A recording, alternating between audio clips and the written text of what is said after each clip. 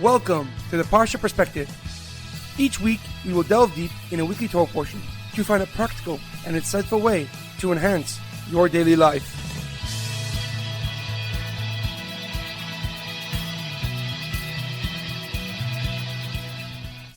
Thank you for tuning in.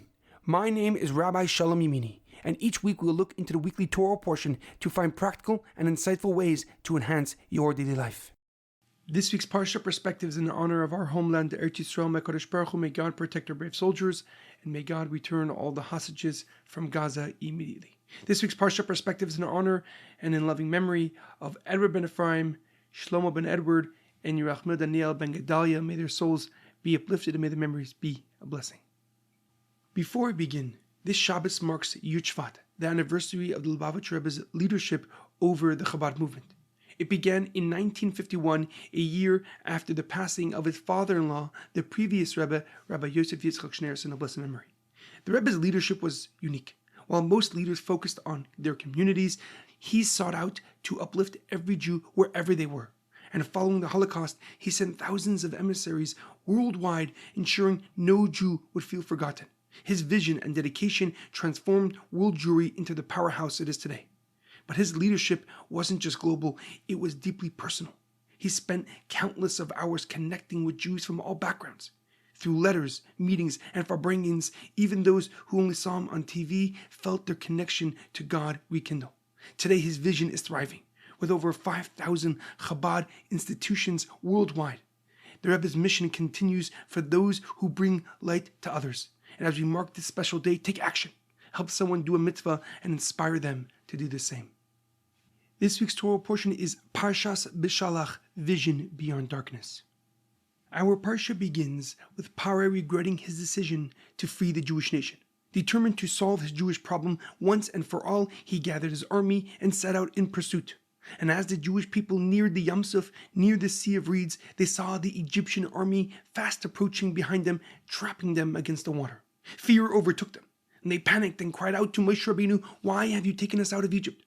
We would have rather remained as slaves." But Moshe Rabbeinu reassures them with words that echo throughout history. Al tir'u v'yisatzvu re'u es yeshuas Hashem. Don't be afraid and stand firm and see the salvation that God will do for you today. Hashem yilcham lachem va'atem tacharishon. God will fight on your behalf and you will remain silent. As they were finished crossing, the waters came crashing down upon Pharaoh and his armies, erasing the enemy that had tormented the Jewish people for so long. In that moment, the Jewish nation experienced true Geula, true redemption. Moshe Rabbeinu and his sister Miriam Hanaviah, Miriam the prophetess, led the Jewish people in song and dance as the sea spit out the dead Egyptians. They were no longer slaves running from their past, they were a free nation, stepping into their divine destiny. They did not just sing out of relief, they sang out of recognition that the miracle at the sea wasn't just about survival. It was about knowing without a doubt that God runs the world and redeems and saves his people. However, a question comes to mind. After crossing the Yam Suf, the Sea of Reeds, the Jewish people traveled for 3 days in the desert of Shur. And the following psukim detail an interesting story. The psukim state, the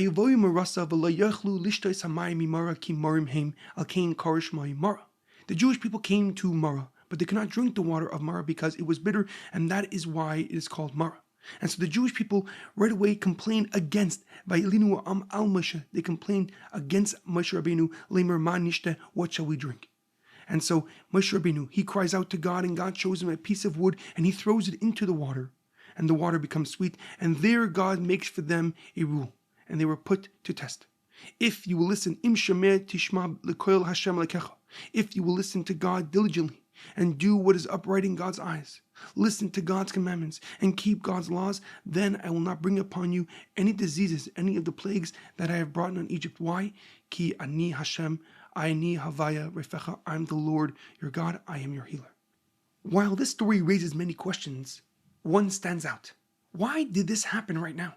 The Jewish people were at an all-time spiritual high, having just experienced one of the greatest miracles in history, the splitting of the Sea of Reeds, where they reached a level of prophetic vision greater than the greatest prophets. Why immediately following such an awe-inspiring event were they thrown this challenging test, this difficult challenge to overcome? What is the deeper message of this moment? Why was this trial necessary at this stage of their journey right before they would receive the Torah at Har Sinai and travel to the land of Israel? The Rashbam, Rav Shmuel ben Meir, one of Rashi's grandchildren, gives an interesting answer. And he writes that the timing of this challenge that the Jewish people faced was no coincidence. It was an intentional lesson placed at the very beginning of their journey towards receiving the Torah. After experiencing open miracles and divine revelation, they were immediately confronted with difficulty, teaching them that faith isn't built on miracles alone, but on trust in God, even when things don't seem to be clear. According to the Rashbam, the phrase "Kol hamachala asher samti b'Mitzrayim lo yasim alecha," all the diseases, the plagues that I have placed upon Egypt, I will not place on you, teaches us something very deep, that God is the source of life. And Egypt and Mitzrayim rejected that truth, believing in its own power until they were forced to recognize God's ultimate strength and sovereignty over this world. The plagues weren't just punishments. They were proof that God controls the world. The Jewish people now were on their way to receiving the Torah. But before they could, they had to internalize something essential.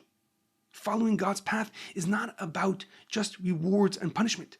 It's the only path where there's true strength. Miracles might inspire, but commitment to God's guidance, laws, and commandments sustains. This moment wasn't just about water, it was about preparing the Jewish nation for a mission that would outlast any miracle, to be a nation that doesn't just witness God's power, but lives by it. However, the Orach HaMakadesh, Rav Chaim ben Attar, a Moroccan commentary and Kabbalist, gives a deeper and more profound explanation. And he notes that the place where the Jewish people arrived originally had a different name, but their experience in that place led them to call it Mara. The pasuk writes, "Ki marim heim al kain karash Mara," because they were bitter and therefore they named it Mara. But the wording raises a challenging point. It does not state explicitly that the water was bitter, but rather it says "Ki marim heim," because they were bitter in plural form. Who is they, and why is the term in plural? And so accordingly, the Orach HaMakadesh answers that this could be not referring to the water, but to the Jewish people themselves.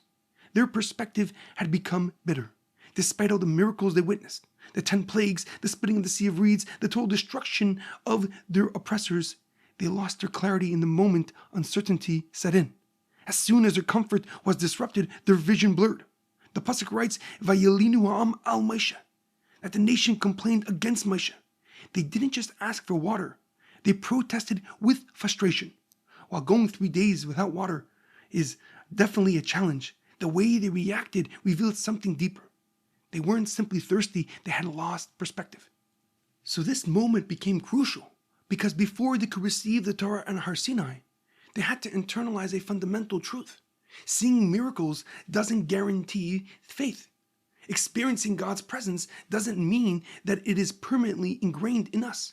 Faith is not built through grand miracles alone, but through perspective, trust, and consistency. God placed before them the key to thriving in any situation. Im shomea tishma lekol Hashem.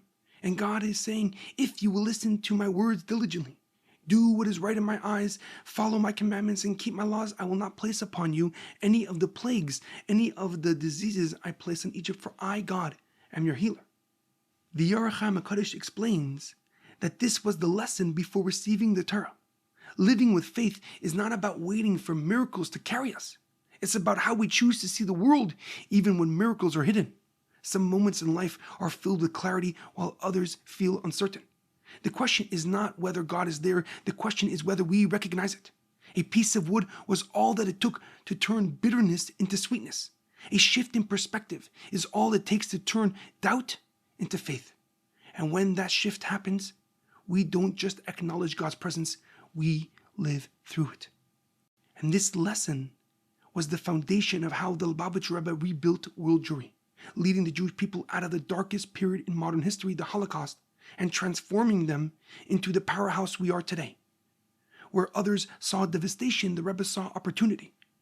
Where others saw destruction, the Rebbe saw the seeds of renewal and redemption. The Rebbe's leadership was defined by a positivity bias, an unwavering perspective that refused to be discouraged even when the odds were overwhelming against. While many leaders of his time were pessimistic about the Jewish future, the Rebbe took the exact opposite approach. He rejected any notion of despair, any notion of negativity, refusing to accept a future where Jewish identity, where Jewish observance, where a connection to God is weakened. The Rebbe once said, "I've worked on myself to always look at things in a positive light.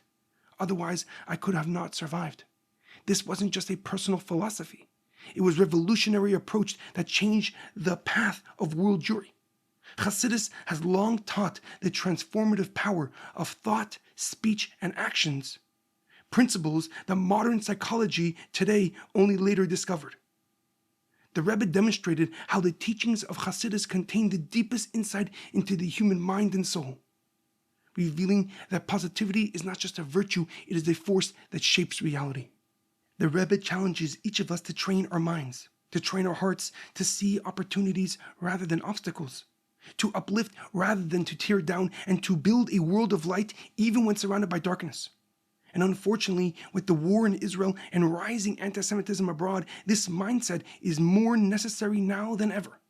The Jewish people once again face an uncertain future, surrounded by forces that seek to instill fear and destruction and despair. But the Rebbe taught that fear is never the answer, strength is. Despair is never the path, action is. Hopelessness is never an option, faith is. The Rebbe's vision, it was not just about survival, it was about thriving. He did not teach us to endure hardship, but rather he taught us to transform the hardship into opportunity.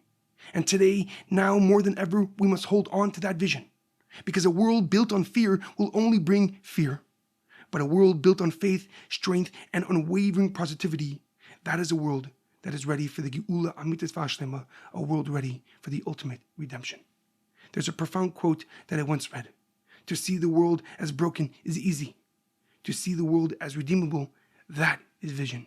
Have a great weekend and good Shabbos.